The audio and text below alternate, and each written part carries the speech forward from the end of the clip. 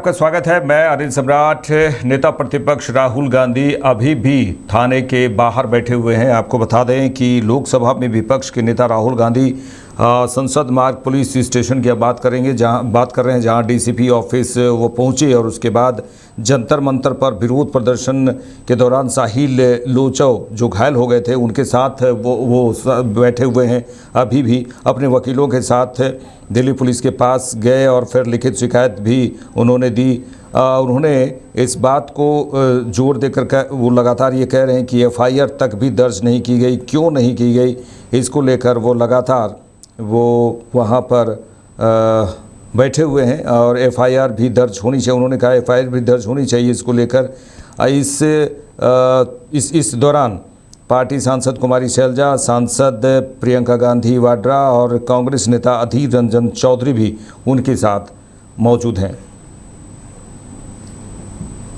14 तारीख को Connaught place में पेलेट गन का प्रयोग हुआ। उसका सबूत क्या है? 20 जुलाई को पेलेट गन का प्रयोग हुआ। उसका सबूत क्या है? सबूत ये है, देखिए, ये है पेलेट्स। देख लीजिए, इनको अच्छी तरह देख लीजिए। ये देखिए, ये है पेलेट्स। ये कहां से आए? ये इनके शरीर से आए। दिखाओ, ये इनके यहाँ लगे छर्रे। 200 छर्रे इनके शरीर के अंदर है। 3 छर्रे इनके आंख में है। वो फाइल दिखाओ।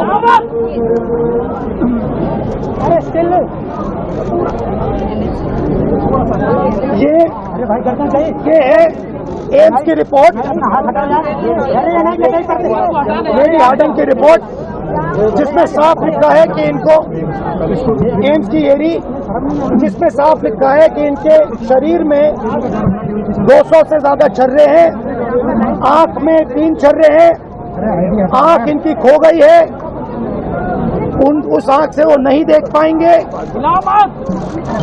और इनके दिल के पास, बिल्कुल दिल के पास छर्रे हैं जो छुए नहीं जा सकते हैं। दिल्ली पुलिस ने कहा कि हमने छर्रे नहीं चलाए। तो एक ही सवाल है, अगर आपने नहीं चलाए तो किसी ने तो ये छर्रे चलाए होंगे।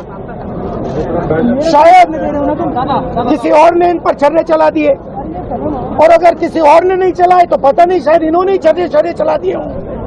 मगर क्राइम तो हुआ है, क्योंकि इनके शरीर में छर्रे हैं। हम सिर्फ ये कह रहे हैं कि एफआईआर दर्ज कीजिए।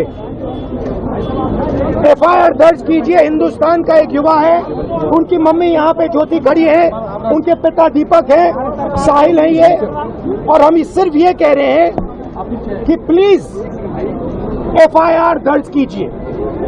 अंदर से हमें बताया जा रहा है कि देखिए, ऊपर से ऑर्डर आया, एफआईआर नहीं हो सकता है। सिंपल सी बात है, जब तक एफआईआर नहीं होगा तब तक हम यहां से नहीं हिलने वाले हैं। सिंपल सी बात है, एफआईआर करना होगा। इस देश में लाखों लोगों के साथ ये अन्याय होता है। महिलाओं के साथ होता है, जिनका रेप किया जाता है उनके साथ होता है, गरीबों पर यह किया जाता है, हर रोज किया जाता है। और ये नई दिल्ली में कनॉट प्लेस में आपकी आंखों के सामने किया जा रहा है। इसीलिए हम सिर्फ एक मांग है हमारी, एफआईआर, डीडीआर और जो इन्वेस्टिगेटिव ऑफिसर है उसका आप नाम हमें बता दीजिए, हम चले जाएंगे। हम सिर्फ इस परिवार के लिए न्याय मांग रहे हैं। और हमें बताया जा रहा है कि हिंदुस्तान में युवा पर गोली चलाई जा सकती है। दिखाइए, यहाँ दिखाइए, युवा पे गोली चलाई जा सकती है, मगर आंख दिखाइए, गोली चलाई जा सकती है, मगर इस देश में अमित शाह की होम मिनिस्ट्री, दिल्ली पुलिस के लोग न्याय नहीं दिलवाने देंगे। साहिल की लॉयर हैं, 2 मिनट आप आइए, बोलिए। आप ये कितने दिन से आप घूम रही हैं? 13 अगस्त से 13 अगस्त से इनको एक पुलिस स्टेशन से दूसरे पुलिस स्टेशन में भेजा जा रहा है। आज सुबह हम एक पुलिस स्टेशन गए, हमें बताया गया कि यहाँ नहीं हो सकता, आप दूसरे पुलिस स्टेशन में जाइए। हमें वहां से यहाँ भेजा। बीजेपी सांसद रविशंकर प्रसाद ने लोकसभा में नेता प्रतिपक्ष राहुल गांधी पर निशाना साधा है। उन्होंने कहा है कि ये जो राहुल गांधी है लोकतांत्रिक तरीके से नहीं बल्कि अराजकता के तरीके से राजनीति करते हैं। और उन्होंने इसको लेकर कहा है कि जिस तरह से पुलिस स्टेशन के डीसीपी ऑफिस में जो राहुल गांधी जमे हुए हैं, बैठे हुए हैं, धरना दे रहे हैं, इसी को लेकर उन्होंने कहा कि ये बहुत दुखद है। राहुल गांधी विपक्ष के नेता है मगर लोकतांत्रिक नहीं बल्कि अराजकता की राजनीति करते नजर आ रहे हैं राहुल गांधी। कि राहुल गांधी विपक्ष के नेता हैं और अब सिर्फ लोकतांत्रिक राजनीति नहीं अराजकता की राजनीति करते हैं। अभी वो दिल्ली के पार्लियामेंट्री स्ट्रीट पुलिस स्टेशन पर धरना बैठे हुए हैं, बिना अनुमति के, बिना किसी पूर्व सूचना के। कभी प्रधानमंत्री के घर के सामने बैठ जाते हैं और अभी फिर यहां बैठ गए हैं। पुलिस सूत्रों से जो जानकारी मिली है कि जिस घटना का वो संदर्भ दे रहे हैं उसकी शिकायत लीक हो चुकी है, वो जांच का विषय है। और सबसे बड़ी बात यह है कि जो लोग पीड़ित थे वो सुप्रीम कोर्ट गए और सुप्रीम कोर्ट ने स्वयं एक हाई पावर्ड कमेटी बनाई है जिसकी अध्यक्षता एक रिटायर्ड सुप्रीम कोर्ट के जज कर रहे हैं।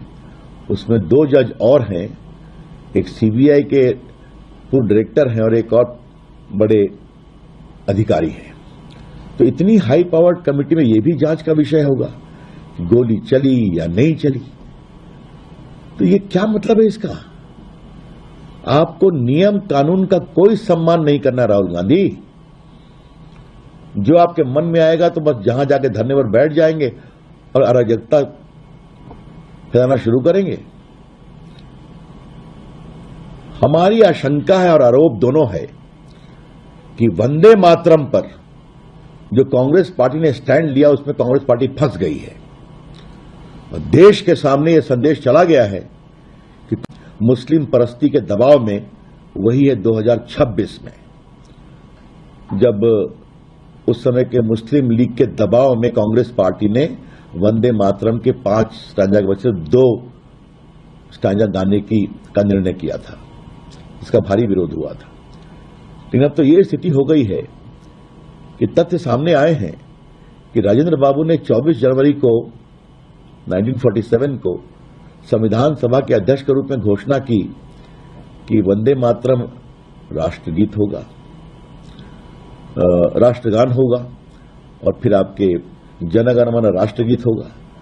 ये तो सब रिकॉर्ड की बात है। ये तो नहीं कहा था राजेंद्र बाबू ने कि वंदे मातरम को काट छाट के गाया जाएगा। और जब 15 अगस्त 47 को भारत आजाद हो रहा था तो महान संगीतकार शास्त्रीय संगीत के ओंकार नाथ ठाकुर जी ने सरदार पटेल के आग्रह पर यह पूरा गीत गाया था, कहा तभी मैं गाऊंगा आकाशवाणी पर। और आज ओंकार नाथ ठाकुर के द्वारा गाया गया पूरा गीत 15 अगस्त 47 को उपलब्ध है आकाशवाणी के साइट पर। तो ये सब वो फंस रहे हैं रोज, तो फंस रहे हैं तो ध्यान कैसे बटाया जाए तो अब ये अराजकता कर रहे हैं। इसके हम बहुत ही भर्त्सना करते हैं, स्पष्ट रूप से कहना चाहते हैं कांग्रेस पार्टी राहुल गांधी की अगुवाई में अराजकता की पार्टी बन रही है। कृपया करके ये न करें।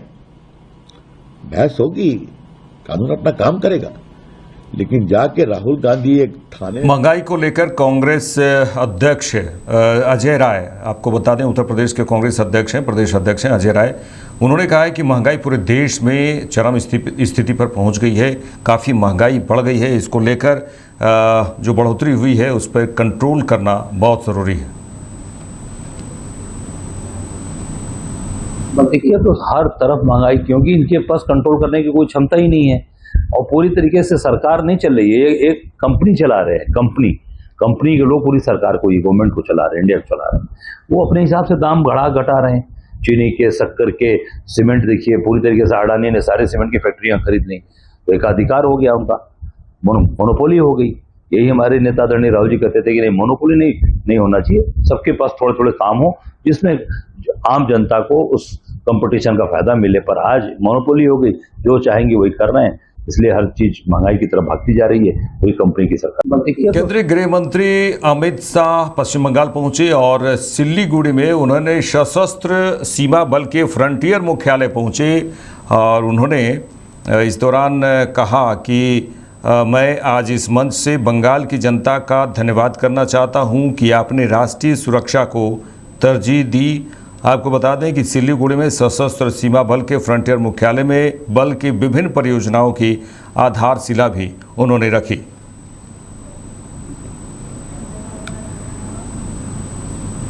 और घुसपैठ रोकने की पूर्व शर्त है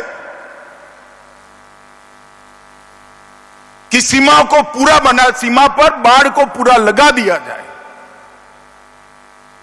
हम ममता बनर्जी के हाथ पैर जोड़कर थक गए, मगर हमें भूमि नहीं दी।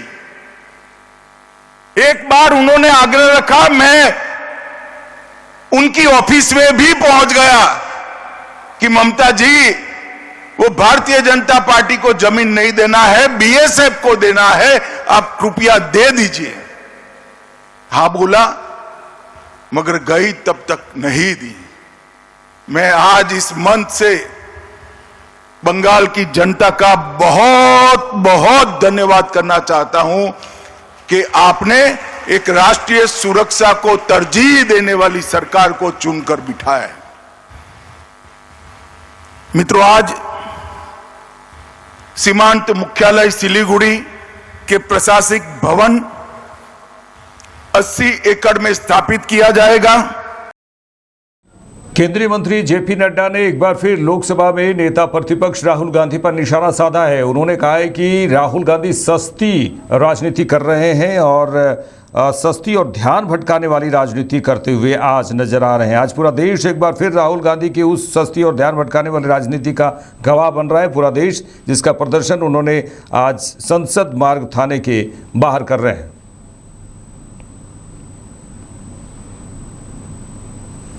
आज पूरा देश एक बार फिर से राहुल गांधी की उस सस्ती और ध्यान भटकाने वाली राजनीति का गवाह बन रही है, जिसका प्रदर्शन उन्होंने आज संसद मार्ग थाने के बाहर जो किया वो सबने देखा है। राहुल गांधी जी का आज का यह धरना न तो छात्रों के लिए है और न ही न्याय के लिए है। यह कांग्रेस पार्टी की राजनीतिक हताशा का प्रतीक है और राहुल गांधी की फुटेज खाने की भूख है। पूरा देश जानता है कि 20 जुलाई की घटना को लेकर माननीय सर्वोच्च न्यायालय ने पहले ही संज्ञान ले लिया है और पूर्व जज की अध्यक्षता में एक 5 सदस्यीय उच्च अधिकार प्राप्त समिति का गठन भी किया गया है। जब देश की सबसे बड़ी अदालत मामले की जांच कर रही है, तो आज थाने के बाहर जाकर कैमरे के सामने बैठकर राहुल गांधी क्या साबित करना चाहते हैं? क्या नेता प्रतिपक्ष का देश की न्यायपालिका पर विश्वास नहीं है क्या? सच्चाई यह है कि राहुल गांधी खुद को सुर्खियों में जिंदा रखने के लिए यह कैमरा जीवी ड्रामा कर रहे हैं। आज जब राहुल गांधी संसद मार्ग में डीसीपी ऑफिस पहुंचे तो उन्होंने स्पष्ट रूप से बताया गया कि दिल्ली पुलिस की क्राइम ब्रांच पहले से ही 20 जुलाई के सभी मामलों में सघन जांच कर रही है। डीसीपी ने यह भी बताया उनको और आश्वासन दिया कि वे इस मामले में जो क्राइम ब्रांच को आपने कहा है वह उनको भेज दिया गया है और क्राइम ब्रांच इसकी जांच कर रही है। प्रशासन के इस स्पष्टीकरण के बावजूद धरने पर बैठ जाना राहुल गांधी के हठ योग को दर्शाता है और हठ योग के साथ साथ हताशा को भी दर्शाता है।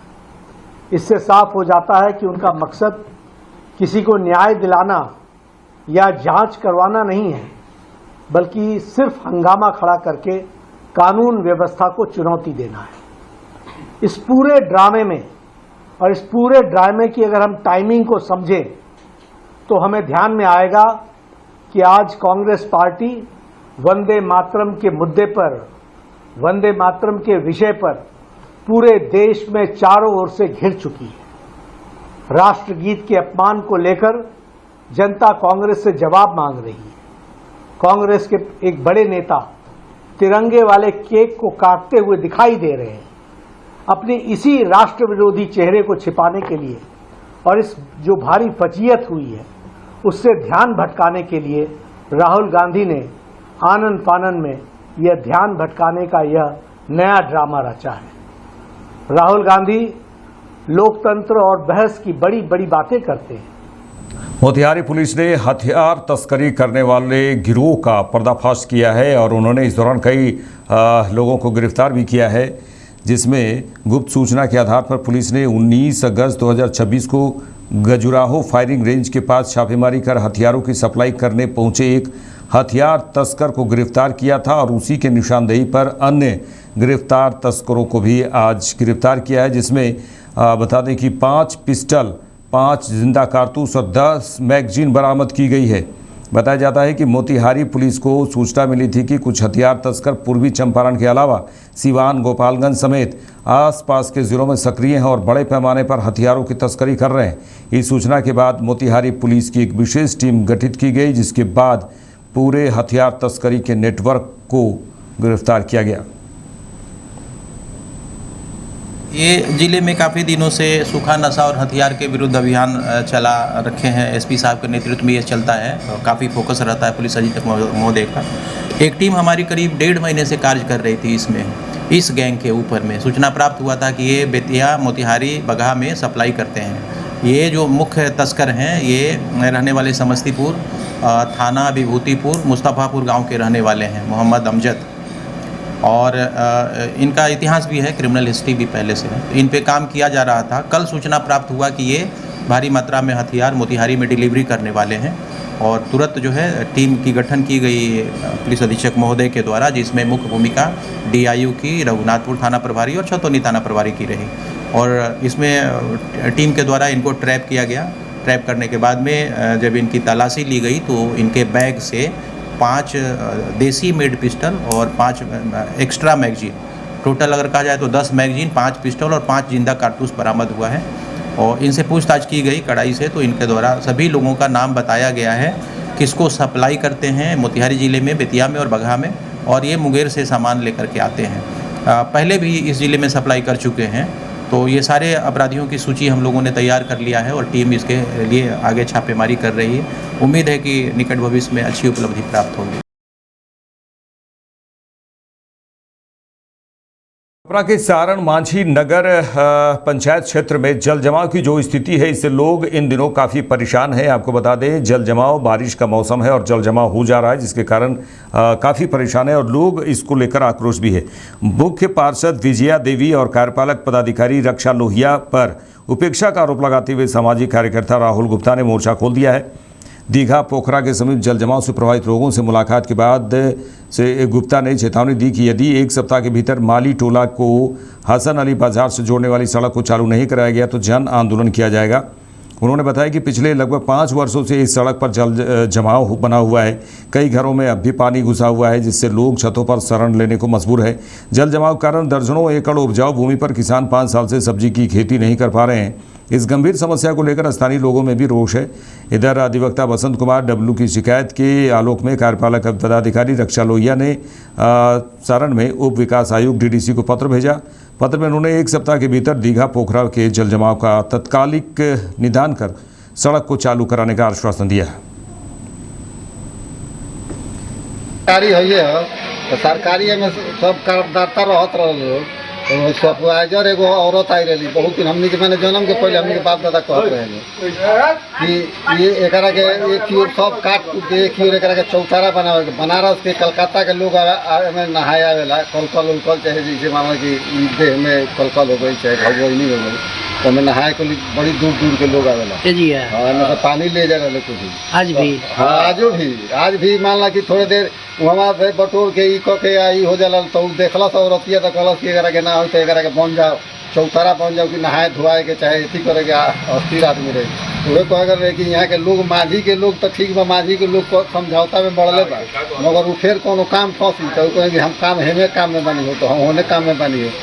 विगत 10 साल पहले ही रोड बनल के बनैले रे ये अख्तर अली मुखिया जी बनैले रहनी। अच्छा ओकरा बाद लगभग 4-5 साल से ही रोड टूट गई हमरा के कोनो निदान आज तक ना भेल। पंपिंग सेट लगावे वाला नाम खातिर 2-4 दिन खिंचाई फिर बंद हो जाला फिर चलल सही। ई रोड में की समस्या ऐसा रहा कि मालिक टोला और थाना बाजार के जोड़े वाला रोड का 6 और 7 दोनों में पड़ेगा लेकिन कोई जनप्रतिनिधि पर ध्यान नहीं दे। ओकरा बाद जेकर यहाँ 2 तला मकान बा उहे अपना घर में बा नीचे पानी बा ऊपर रहता 1 तला वाला लोग सब कोई किराया पर चल गई बा। जहाँ नगर थाना क्षेत्र के एक नर्सिंग होम में जमकर हंगामा किया गया और आक्रोशित लोगों ने वहां पर जमकर हंगामा किया है। आपको बता दें ये मोतिहारी नगर थाना क्षेत्र के अगरवा स्थित सत्य नर्सिंग होम के डॉक्टर नीना झा की क्लिनिक में यह हंगामा हुआ है। ऑपरेशन के बाद बता दें कि जुड़वा बच्चों को जन्म देने वाली 22 वर्षीय महिला के इलाज के दौरान जान चली गई। घटना के बाद परिजनों ने डॉक्टर पर लापरवाही का आरोप लगाते हुए क्लिनिक में जमकर हंगामा किया। मृतका के परिजन बंजारिया थाना क्षेत्र के चलाहा निवासी अरविंद कुमार की पत्नी विनीता कुमारी के रूप में हुई है और परिजनों ने क्लिनिक में जमकर हंगामा किया है।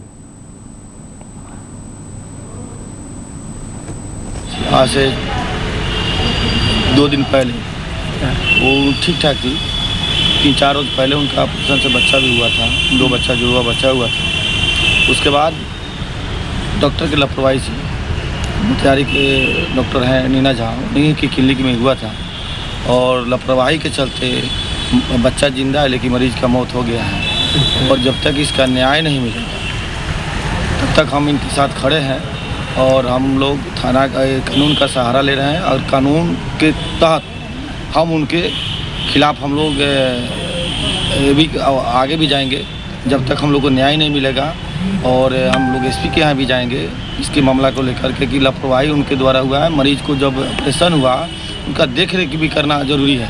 उन्होंने आज भी हम लोग थाने सारे परिजन बैठे हुए हैं और हम भी यहाँ पे टाउन थाना में बैठे हुए हैं कि हम लोग को न्याय मिले।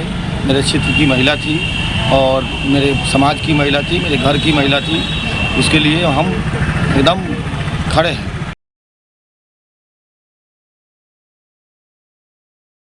साहिबगंज जिले के राजमहल प्रखंड क्षेत्र के प्राणपुर पंचायत में कई दिनों से लोग अंधेरे में रह रहे हैं। आपको बता दें कि साहिबगंज में 15 दिनों से अंधेरे में रह रहे हैं। ये प्राणपुर जगह का नाम है।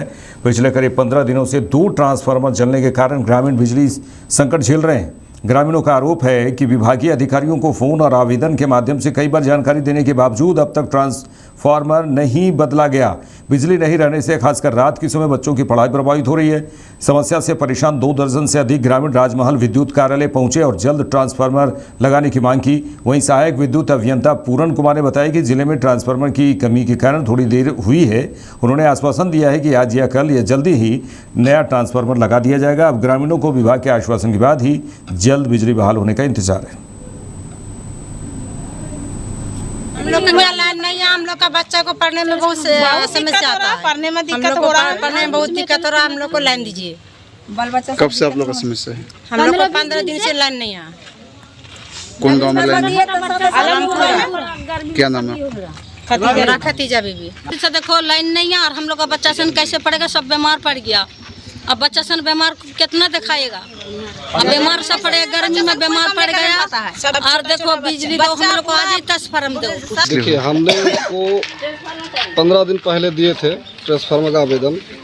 एक था सुखाड़ फटक का और एक था आपका आलमपुरा का। आलमपुरा में ट्रांसफार्मर लगा उसके बाद लाइट देते ही ट्रांसफार्मर उड़ गया। हमने जय सबको फ़ोन किया कि ट्रांसफार्मर आपका उड़ चुका है आप यहाँ पर दोबारा देने का कोशिश करिए। तो बोलता ठीक है, आपको 1-2 दिन के अंदर मिल जाएगा। रोज का टाइम लेता है, एक दिन बाद इस तरह करते हमने एसी साहब को भी फ़ोन किया। एसी साहब को फ़ोन किया तो बोला आपका ठीक है, 2 दिन में लग जाएगा। आज 6 दिन हो गया। फिर स्कूटी साहब को कल हमने 8 बजे रात में भी फ़ोन किया, सर कम से कम आज कर दीजिए, हम पब्लिक को क्या जवाब देंगे। कहे कि हमारे ऊपर दबाव आता है पब्लिक का, बार बार गांव में बार बार फ़ोन करता है सब। तो जय साहब भी बोला कि ठीक है, हम बात करते हैं एसी साहब से। एसी साहब भी बात किया स्कूटी से। रोज़ आजकल रोज़ हो रहा है, लेकिन आश्वासन ही खाली दिया जा रहा है, ट्रांसफार्मर नहीं लग रहा। तो नहीं हुआ है, लेकिन कुछ दिन 1 सप्ताह हो गया है और करीबन पूरे ज़िला में बहुत सारा ट्रांसफार्मर जल गया है लाइटिंग वगैरह से। तो बारिश और लाइटिंग हुआ ना, उसके से अब संभावना है कि आज ये ट्रांसफार्मर मिल जाएगा और नॉर्मल विद्युत बहाल हो जाएगा। कितने दिनों तक ठीक लग जाएगा ट्रांसफार्मर? संभावना है कि आज मिल जाएगा। हम लोग का लाइन नहीं है, हम लोग का बच्चा को पढ़ने में बहुत समस्या आता है। पढ़ने में दिक्कत हो रहा है, पढ़ने में बहुत दिक्कत हो रहा है। हम लोग को लाइन दीजिए। बाल बच्चा कब से आप लोग का समस्या है? हम लोग को 15 दिन से लाइन नहीं है। कौन गाँव में लाइन? क्या नाम है? खतीजा बीबी। से देखो लाइन नहीं है और हम लोग का बच्चा सन कैसे पड़ेगा, सब बीमार पड़ गया। अब बच्चा सन बीमार कितना दिखाएगा, अब बीमार सब पड़ेगा, गर्मी में बीमार पड़ गया। और देखो बिजली दो, हम लोग को आज ही ट्रांसफार्मर दो। कोडरमा जिले की बात करेंगे, जहां सतगावा प्रखंड के इटाप पंचायत अंतर्गत ग्राम जोगोडी में जन वितरण प्रणाली के द्वारा दुकान से जो है वो दाल दिया जा रहा है जो कीड़ा लगा हुआ है। आपको बता दें कथित रूप से खराब और कीड़े लगे है, जिसमें पैकेट बंद दाल उसमें दिया जा रहा है, लेकिन वो उसमें के अंदर कीड़े लगे हुए हैं।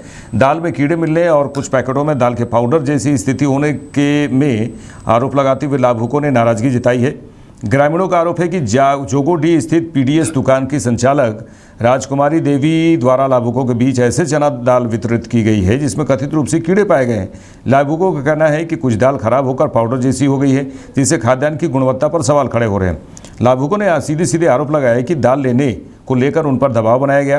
कुछ लोगों का दावा है कि दाल नहीं लेने पर चावल नहीं देने की बात कही गई। हालांकि इन आरोपों को स्वतंत्र और आधिकारिक पुष्टि अभी नहीं हुई है। ग्रामीणों के अनुसार सतगावा प्रखंड के अन्य क्षेत्रों में भी चना दाल की गुणवत्ता को लेकर शिकायतें सामने आ रही है। राजावर क्षेत्र की पीडीएस दुकान पर भी कथित रूप से खराब दाल दिए जाने की शिकायत की गई है। ऐसे में ग्रामीणों ने पूरे प्रखंड में वितरित की जा रही चना दाल के स्टॉक और गुणवत्ता की जाँच कराने की मांग की है। और ये जो है आप देख सकते हैं जन वितरण प्रणाली राजकुमारी देवी के द्वारा ये वितरण किया जा रहा है, जो ये चना दाल है। और आप देख सकते हैं एक पाउडर है, क्या है आप देख सकते हैं, इस तरह से वितरण किया जा रहा है। और आप देख सकते हैं, हम दिखाना चाहेंगे कैमरे के माध्यम से कि इस प्रकार का दाल जो है से वितरण किया जा रहा है। आप देख सकते हैं ये पाउडर है, पूरा है, देखिए हम दिखाएंगे आपको, देख सकते हैं पूरा ये देख सकते हैं इसमें भरा हुआ है। और इस तरह से खराब दाल जो है चना का दिया जा रहा है, जिससे खाने के बाद में क्या लोग दूषित इससे होकर के क्या बीमारीग्रस्त होंगे या नहीं होंगे, इसका जवाबदेही कौन देंगे। और ये जो है आप देख सकते हैं जन वितरण प्रणाली राजकुमारी देवी के द्वारा ये वितरण किया जा रहा है, जो ये चना दाल है।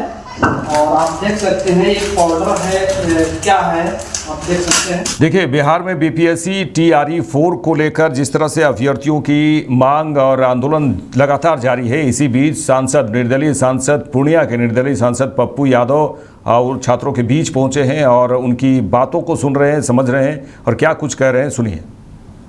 अरे भाई हल्का नीचे कीजिए, माइक नीचे करिएगा, माइक नीचे करिए, माइक पूरा नीचे करिए ना, माइक नीचे करिए ना भाई, माइक नीचे करिए ना पूरा, माइक नीचे करिए, माइक नीचे करिए।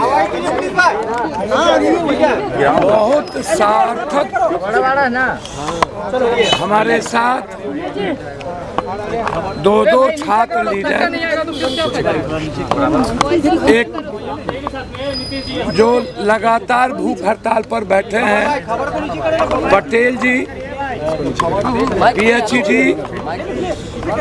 दूसरा अमन जी तीसरा दिलीप जी।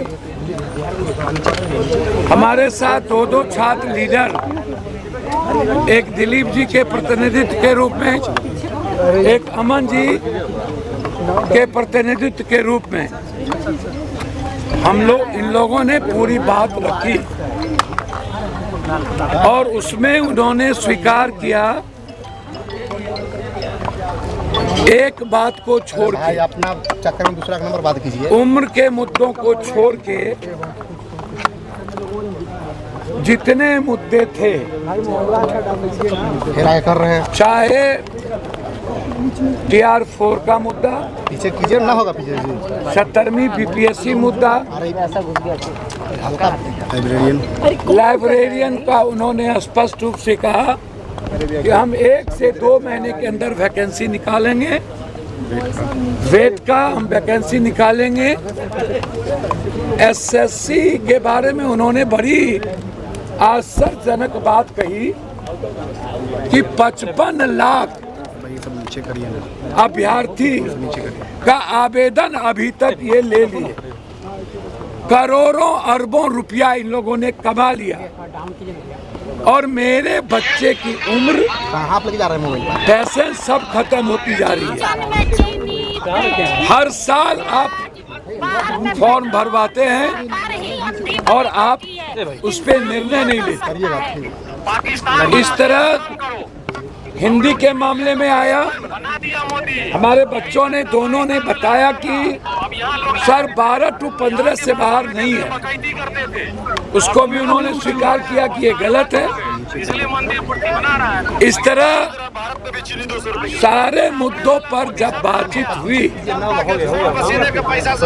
तो जो राजभवन से संबंधित मामले हैं उन्होंने 90% को स्वीकार किया कि हम लोग अविलंब जो हायर एजुकेशन से संबंधित है उसको हम लोग तुरंत बात करेंगे, कार्यान्वयन करेंगे और पटेल जी के नेतृत्व में जो स्कॉलर PhD होल्डर बैठे हुए हैं फिर से उस पर एक बार उनसे बुला करके वार्ता करेंगे। जो TR4 BSSC BPSC 70वीं परीक्षा अन्य वैकेंसी को लेके जो दोनों लीडर और लगभग लीडर अमन और दिलीप जी के नेतृत्व में जो सभी लीडर हमारे साथ, अभिषेक, सौरभ, हमारे साथ सहबाज, हमारी बेटी प्रीति, ये सभी लोग जो बच्चे यहाँ आए हैं और जो हमारे एक बच्चे हैं PhD होल्डर, माइक थोड़ा नीचे करिए ना, नीचे करिए ना थोड़ा सा माइक। एक यहाँ पर PhD होल्डर, सारे मुद्दों पर विस्तृत दीपक बाबू प्रिंसिपल सेक्रेटरी, गवर्नर साहब और उनके OSD नदीम जी और हम तीन के साथ लगातार हमारे बच्चों ने अपनी बात पॉइंट वाइज रखी। जो मैं चाहूँगा सौरभ और सहबाज, सौरभ बताएं कि क्या बात है। माइक नीचे करिए थोड़ा, आप लोग पहले माइक नीचे करिए ना।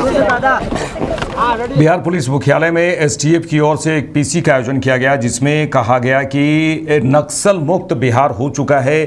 क्या STF के अधिकारी संजय कुमार सिंह क्या कुछ कह रहे हैं, इसे सुनिए। कुल मिला के STF की संरचना के बारे में बता दें, पुलिस महानिदेशक महोदय के नेतृत्व में ये पूरा STF का कार्यप्रणाली अभी जो चल रहा है, इसमें 15 SOG दैट मीन्स की स्पेशल ऑपरेशन ग्रुप, 13 विविध प्रकार के सेल्स जो कि राज्य स्तरीय कार्य करते हैं और एक ट्रेनिंग विंग पूरी तरह से फंक्शनल है और ऑर्गेनाइज क्राइम के साथ साथ नक्सलवाद के विरुद्ध जो कार्य गतिविधियां हमारी होती हैं उसका मैंडेट है। उसी के अंतर्गत हम लोग अपने पूरे टीम को कार्य पे उतारते हैं। तो ये नक्सलवाद के विरुद्ध सबसे पहले मैं लेना चाहूँगा, इसमें 31 मार्च 2026 को बिहार को भी पूर्णतः नक्सल मुक्त राज्य की श्रेणी में लाया गया था और हम लोगों ने इस पर संगठित रूप से कार्रवाई करते हुए नक्सलवाद से इसको पूरी तरह से मुक्त करने का संकल्प लिया था और 31 मार्च को वो डेडलाइन रखी गई थी, जिसमें हम लोगों ने बिहार में नक्सलियों की उपस्थिति थी उसको डिक्लेयर किया था कि अब कोई सशस्त्र दस्ता बिहार में नहीं बचा है। जो बिहार के नक्सल घटनाओं में शामिल वैसे उग्रवादी तत्व थे, उनके विरुद्ध कार्रवाई अभी भी लगातार चल रही है। जो कांडों में वांछित है, जिनके विरुद्ध किसी भी प्रकार की वारंट वगैरह या कोर्ट का प्रोसेस निकला हुआ है, तो राज्य स्तरीय, राज्य के बाहर भी झारखंड जैसे राज्यों से हम लोग समन्वय स्थापित करके और ए लेवल का ऑपरेशन लॉन्च करते हैं। एक पूरी की पूरी एसआईजी की टीम जो स्पेशल इंटेलिजेंस ग्रुप के रूप में है, वो एसआईजी कार्यरत है जो नक्सलवाद के विरुद्ध में कार्य करती है। इसके अतिरिक्त जो एसओजी और सेल्स की जो टीम है वो पूरे राज्य में रेंज स्तर पे और जिला स्तर पे पूरी तरह से फंक्शनल है। छोटी छोटी टीम और उनके सपोर्ट में हमारे जो बड़े अभियान दल हैं और चीता, ये भी हमारी टुकड़ियां उनको सपोर्ट में वहाँ पे देती है। इसके अतिरिक्त स्पेशल ग्रुप भी हम लोगों ने बनाया है हाउस इंटरवेंशन का, जिसको HIT बोलते हैं, हिट, और स्वाट की टीम। ये भी ऑर्गेनाइज क्राइम और क्रिमिनल्स के खिलाफ में हमें भी सपोर्ट करती है और जिला को भी जब कभी भी बिहार पुलिस का अन्य आवश्यकताएं होती हैं तो फोर्स मल्टीप्लायर के रूप में ये कार्य करती है। आपके समक्ष अब दूसरा है कि एक ओवरव्यू STF का अचीवमेंट एट ए ग्लांस हम बता देना चाहते हैं कि इस अवधि में 1 जनवरी 2026 से लेके अभी तक STF ने टोटल जो सरेंडर के पॉलिसी के तहत में नक्सलियों के विरुद्ध में कार्य किया था, तो इसमें एक नक्सली रिवाड़ी जो 3 लाख इनाम था उनको आत्मसमर्पण कराने में हम लोग सक्सेसफुल हुए और उसी प्रकार से क्रिमिनल में भी 2 लाख का जो रिवाड़ी क्रिमिनल था वो भी सरेंडर कराने में सक्सेसफुल हुए। ये इसके बाद पुलिस एनकाउंटर टोटल इस अवधि में 1 जनवरी से लेकर अब तक 19 किए गए थे, जिसमें से 3 ऐसे इनामी अपराध कर्मी थे जिनको न्यूट्रलाइज किया गया। इस अवधि में नक्सलियों के विरुद्ध चलाए गए अभियान के दौरान टोटल 38 उग्रवादियों को गिरफ्तार करने में STF को सफलता मिली, जिसमें बिहार पुलिस के अन्य कंपोनेंट भी शामिल थे। 1716 ऐसे अपराध कर्मी इस अवधि के दौरान गिरफ्तार किए गए जो या तो टॉप 10 की श्रेणी में थे, नोटोरियस थे, या other type of hardcore criminal की श्रेणी में आते हैं। उन 1716 में से 63 ऐसे थे जिनके विरुद्ध में किसी न किसी प्रकार से राज्य स्तरीय या रेंज के स्तर पे या जिला स्तर पे इनाम की राशि घोषित थी। उनको भी अरेस्ट करने में STF ने सफलता प्राप्त की है। बाहर के राज्यों में भी जाके हमारी टीम जो है लगातार काम करे, जिसमें इंटरस्टेट सेल का बहुत बड़ा रोल है और प्लस SOG का सेल्स भी इस पे काम करती है। तो इस अवधि में हम लोगों ने टोटल 27 वैसे अपराध कर्मियों को गिरफ्तार किया जो राज्य के बाहर कहीं पर भी हाइड आउट लेके और वहाँ पे रहते थे। उनके विरुद्ध आसूचना संकलित करके वहाँ के राज्य पुलिस के संपर्क में रह के हम लोगों ने उनको भी गिरफ्तार करने की कार्रवाई की है। उक्त अवधि में किए गए ऑपरेशन से जो टोटल हथियारों की रिकवरी हुई वो रेगुलर, उसमें 18 ऐसे हथियार हैं जिनमें AK-47 2, AK-56 1। इस साथ इस बुलेटिन में इतना ही। देश दुनिया के तमाम खबरों के लिए देखते रहिए लाइव इंडिया। नमस्कार। आप देख रहे हैं लाइव इंडिया हर पल।